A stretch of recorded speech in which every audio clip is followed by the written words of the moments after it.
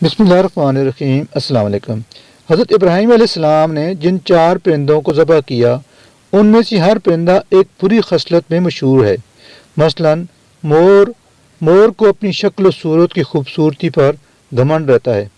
मुर्ग में कसरत शहवत की बुरी खसलत है। गिद्ध में हिर्स और लालच की बुरी आदत है।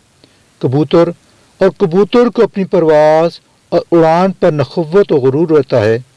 अब अगर गौर करें तो इन 4 परिंदों को ज़बह करने से उन 4 खसलतों को ज़बह करने की तरफ इशारा है कि 4 परिंदे ज़बह किए गए तो हज़रत इब्राहीम अलैहिस्सलाम को मुर्दों के ज़िंदा होने का मंजर नज़र आया और उनके दिल में नूर और इत्मीनान की तजल्ली हुई, जिसकी बदौलत उन्हें नफ्स मुतमइन्ना की दौलत मिल गई।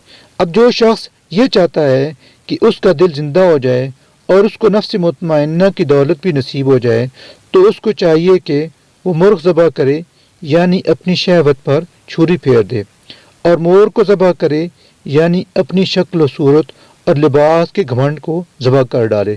गिद्ध को ज़बह करे, यानी हिर्स और लालच का गला काट डाले, और कबूतर को भी ज़बह करे, यानी अपनी बुलंद परवाज़ी और ऊंचे मर्तबों के गुरूर और नखवत पर छुरी चला दे।